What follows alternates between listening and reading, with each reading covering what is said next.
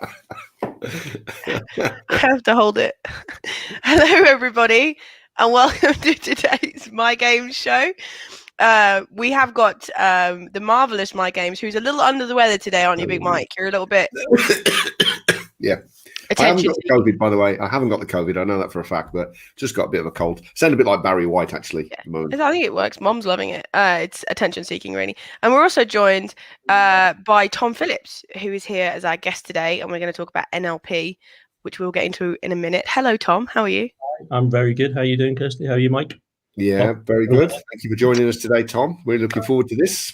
I'm excellent. How could I not be with this fantastic piece of headwear that I'm currently wearing? Everybody who wants to know, I actually got a gift from my sister-in-law to make my own Easter bonnet. This is actually, that's my Easter bonnet, isn't it? Really? Yeah. Well, but I have to take it off because it's very heavy, and it sort of hurts my head. So, there we go. That's how we started today. So, without further ado, let's get into this. So, Tom, I'm going to ask you 2 questions in one, if that's okay. So, my first question is, what is NLP?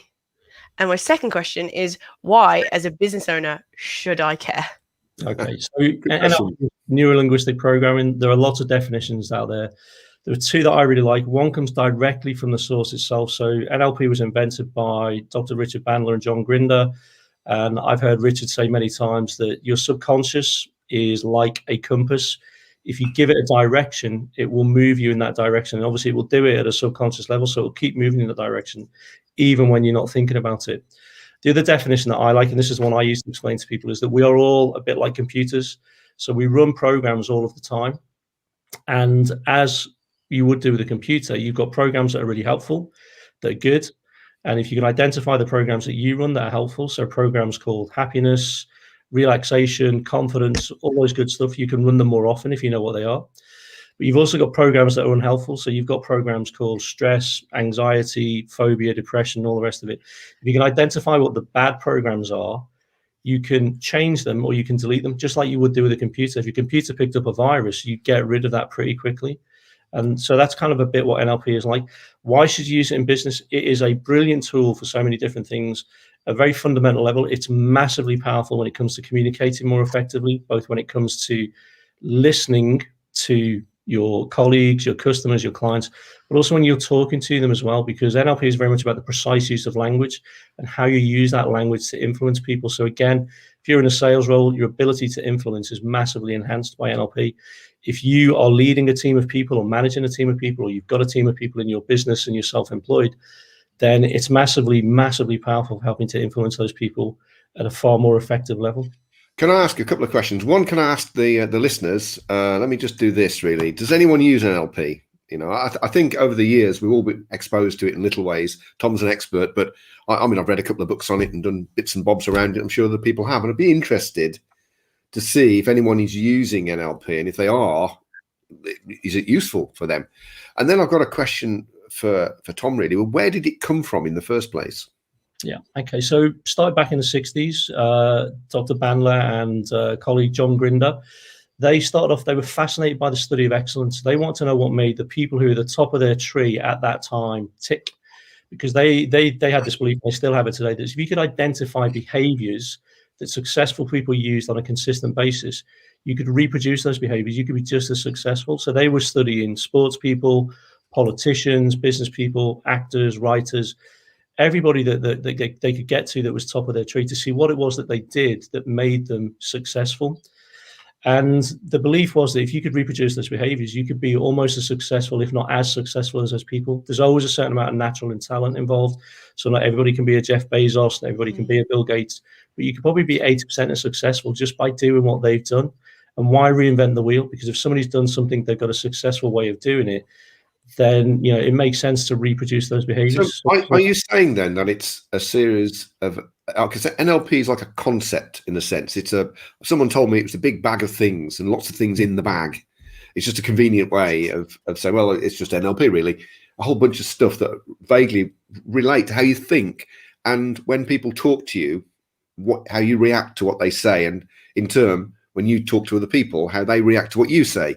Is that is that a reasonable summation of it? I mean, that's true to a certain extent, but there are definitely techniques and there are methodologies within NLP that are very, very concrete. They're kind of written out, they're explained very clearly. And if you follow those, you can be a lot more successful, whether that's communicate with yourself internally, communicate with other people externally. So there are definitely things that you can do that are a lot more concrete than just a kind of a bag of theories or whatever. So there are technologies, there are methodologies within NLP that will help you to be more successful, whether that's in your personal life, your business life, or both of those. So what kind of headings would they be? I mean, is something like body language in there? Is that one of the headings? Body language is a massive one in there because we talk about rapport all of the time, and that's not just within the confines of NLP.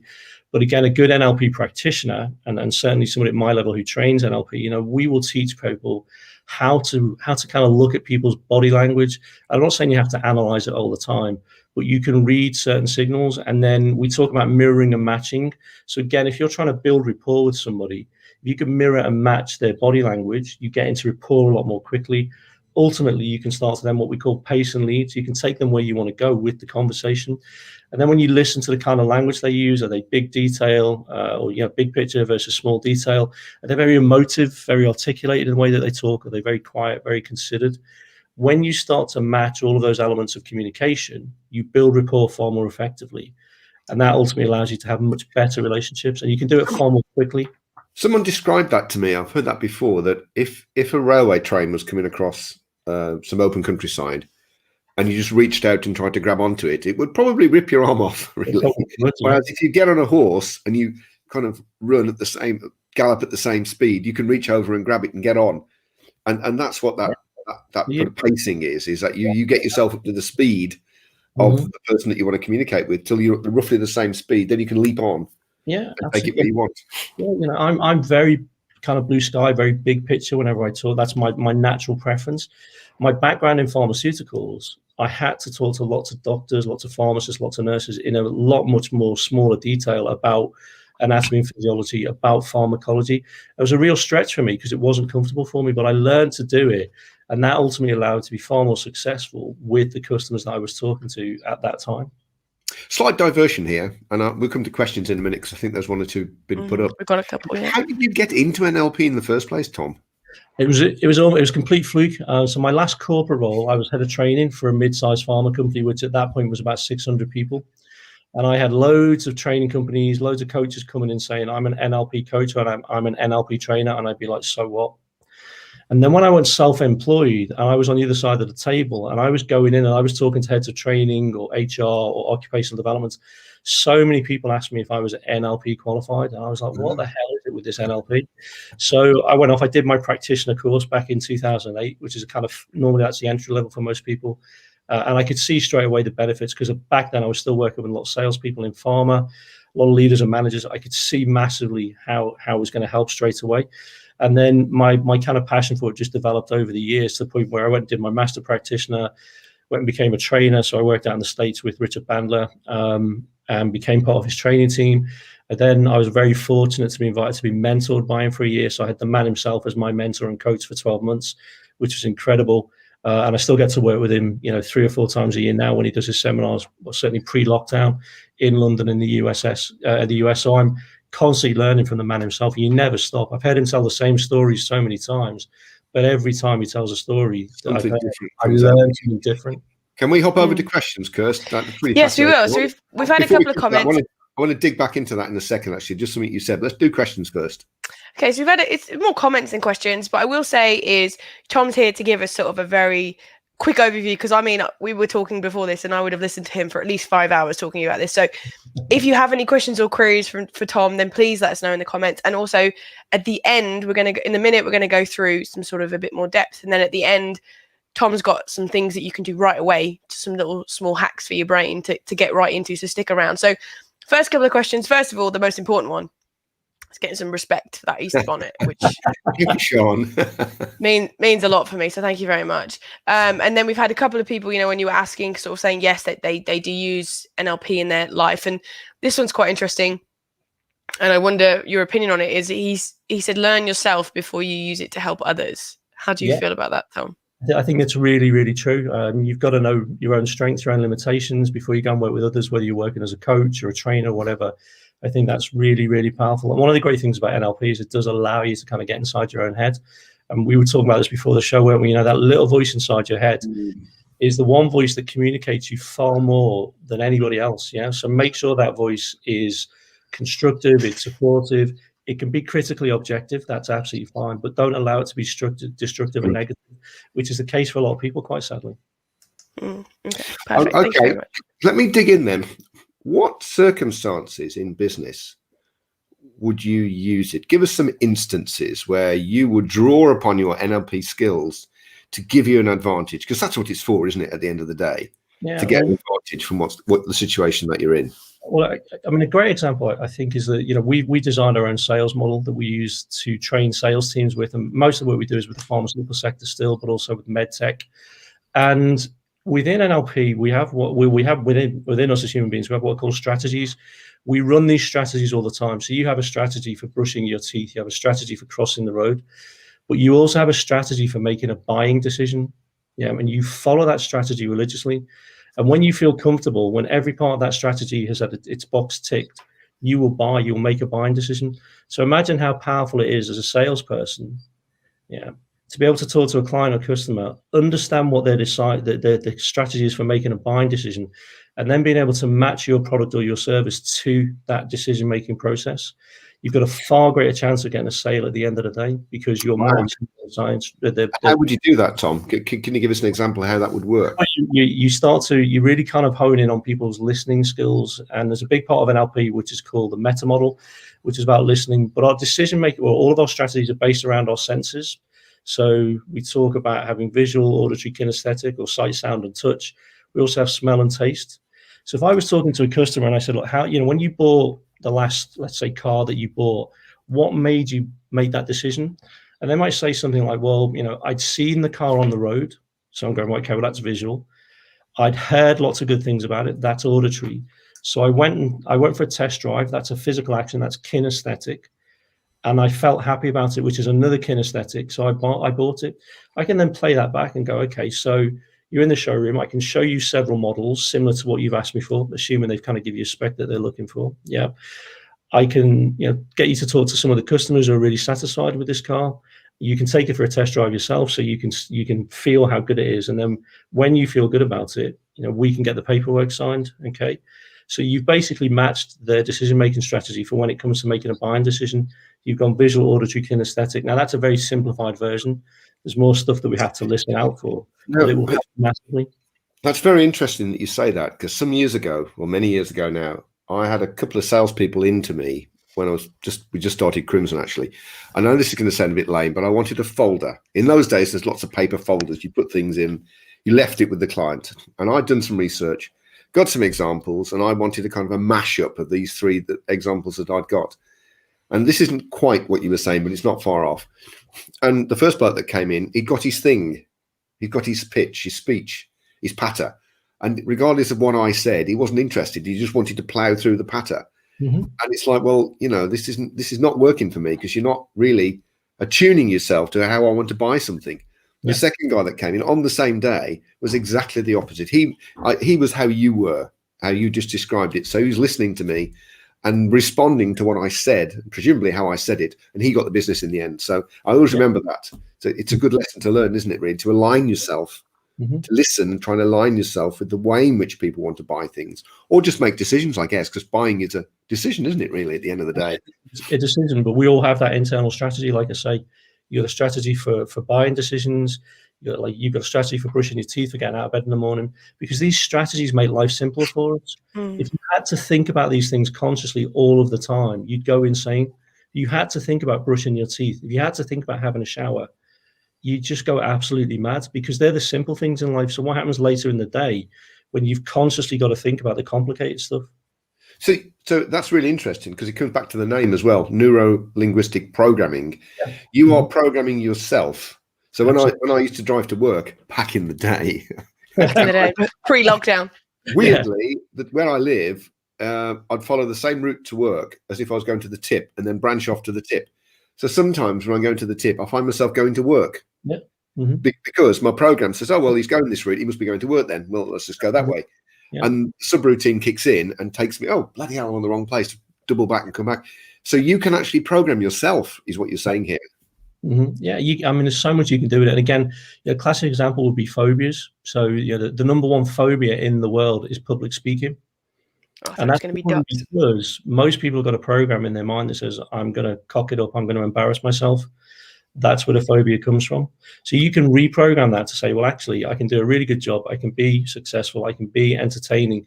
And when you reprogram it like that, suddenly, public speaking, presenting doesn't become a fear for you. It's something that you enjoy. Can I just ask the viewers as well, if you've got any of those pre-programmed subroutines, like mine was driving to the tip, but actually going to work, because that's what the subroutine would say. If you've got any of those that have worked well or worked badly for you, that'd be great if you could put those up there. That'd be awesome. So this is meta. This is the meta model where you listen to what's being said and how it's being said. So it's body language, tone, presumably, and everything. And then you kind of align yourself with that person, which means you're more likely to get whatever it is that you want, get the decision to go your way. Is that correct? You put yourself in a much stronger position. I mean, at the end of the day, you still got to have a good product or a good service. It's got to be something that the client or the customer wants. But like you said, Mike, you could have the product, but if you go in and you communicate in the wrong way, it doesn't matter how good the product or the service is, the message is going to get lost. And certainly there's a huge part of NLP that looks at the impact of words, tone, and body language, because actually body language is the biggest part of communication. It's 55% of the message that gets transferred between some people. Words are only 7%. Yeah. So you've got to be really careful with the words that you use. And you just heard Kirsty going, wow, and a lot of people give you that reaction when you tell them or you explain these percentages. But if you think about it, you communicate so much without saying anything. So you get home at the end of the day and you see your partner or your kids, and you know from their facial expressions, you know from their body language whether they've had a good day or a bad day before they say anything. And then when the words come out, it probably just backs up the assumption or the conclusion you've already come to based on what you've seen. Yeah, and it's not just the words, is it? It'll be the tone in which they say them, the speed that they say them, how quickly or fast. Lots of other things. The same words and say them in a different way. They have totally different meaning. I could go, oh, Kirsty, great job. I go, oh, Kirsty, great job.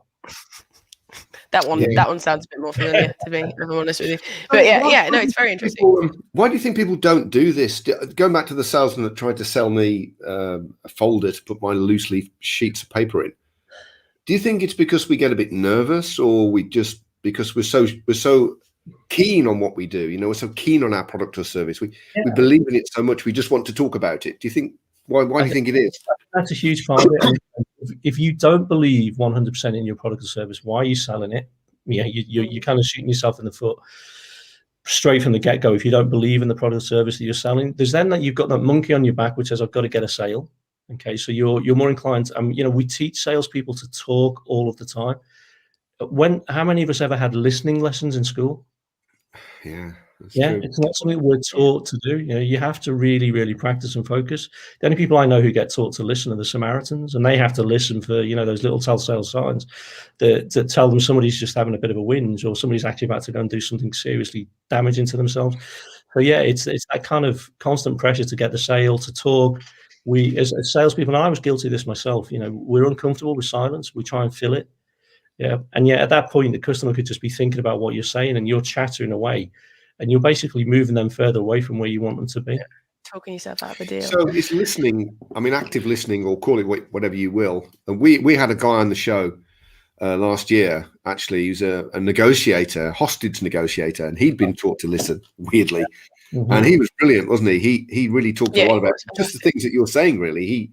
He talked about the ability to listen and really get into what people were thinking and what they were going to do by what they said, and how they said it. And as you said, what they missed out as well. Yeah. So what kind of tips have you got in that area? If somebody wanted to be a better listener, what kind of tips would you give them? Well, first thing is to shut up.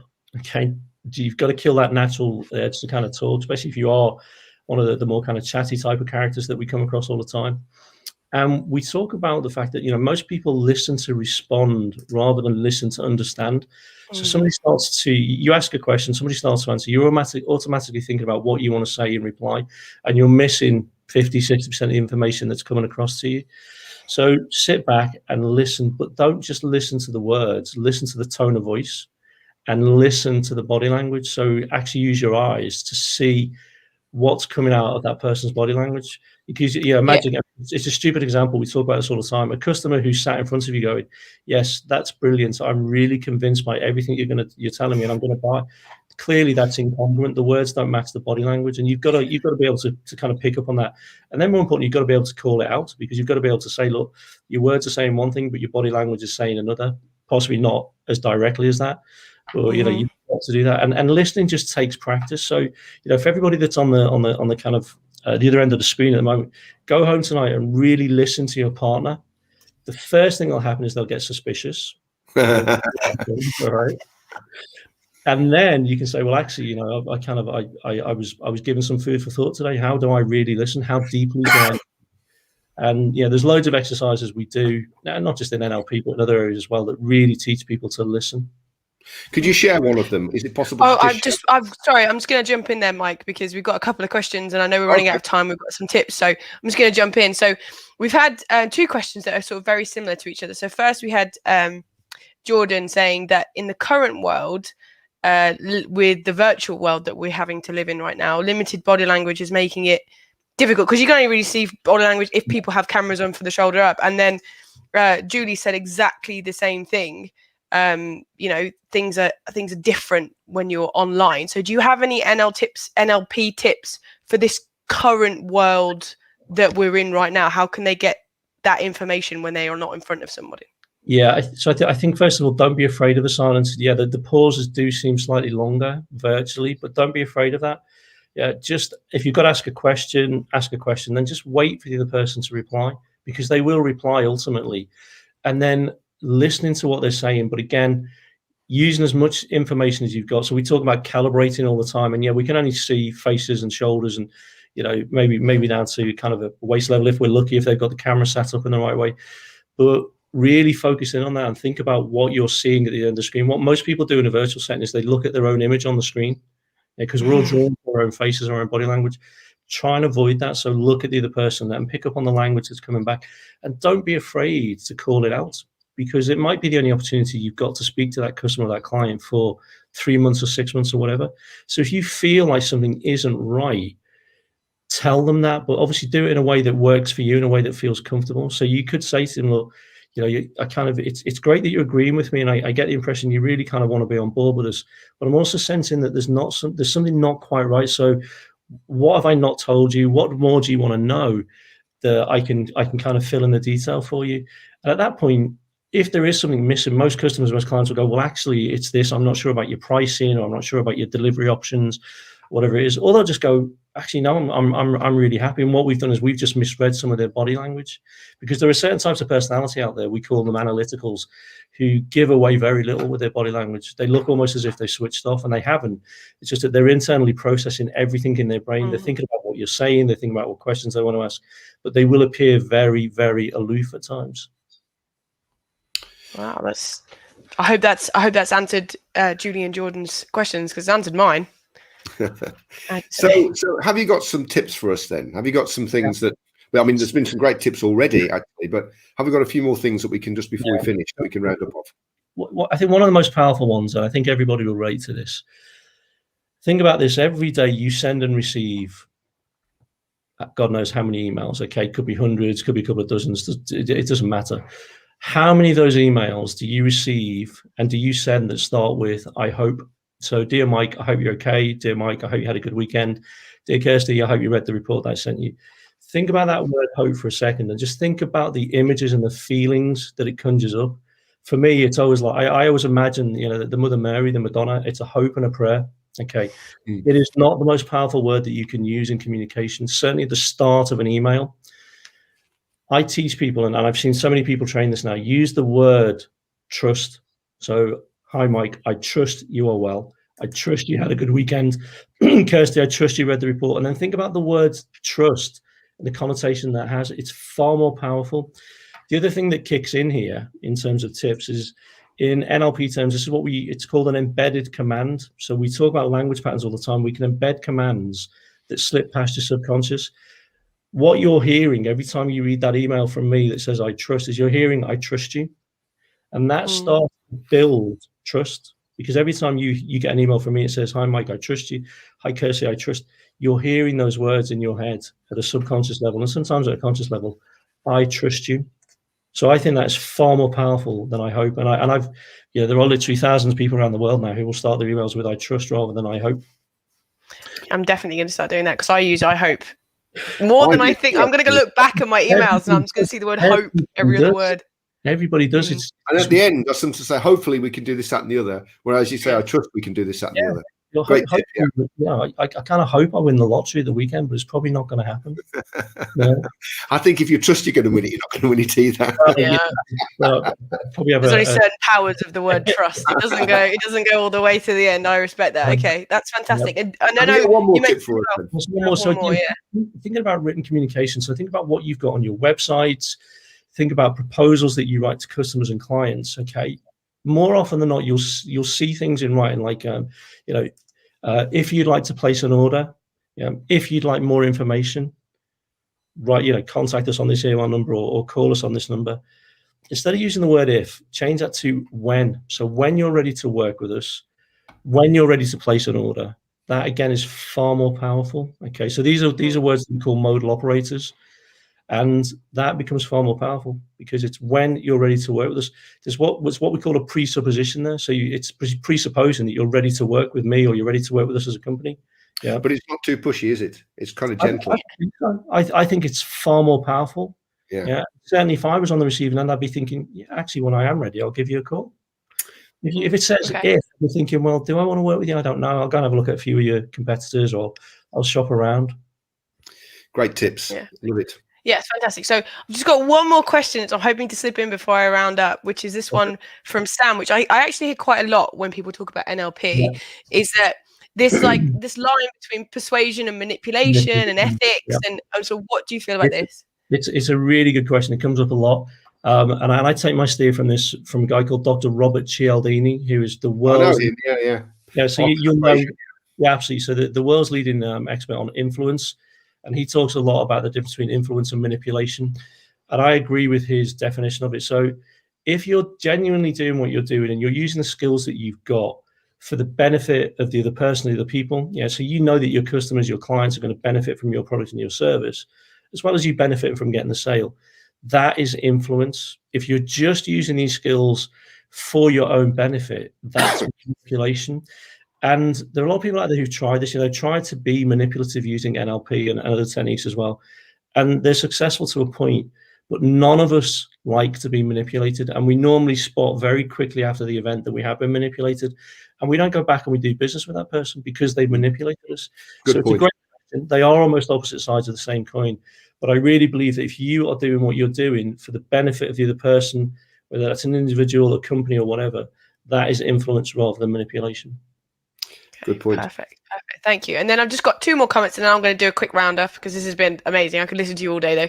Gavin said interesting about the word trust. He said that he sometimes gets a different point of view from it, which I could suppose goes to show that this will work, 99% of the time, but there's always going to be the odd one or two person who are sort of like, maybe it doesn't work on them. But then Keisha said the subtle word changes in words are a fab takeaway, and she's going to definitely try that. And Paul as well has really enjoyed it. So thank you very much for everybody's watching. So for me, at the beginning, we asked this question about why should I care about NLP? Why should it make a difference? And from what we've spoken about today, I mean, there's loads in there. First of all, when it comes to dealing with people and influencing them to choose you, to putting your point across a little bit better, it gets you that rapport quicker. It's almost like a little hack, it's going to get you the same result, but it's going to get you maybe quicker with a lot less pain or a lot less time, which, none of us have enough of.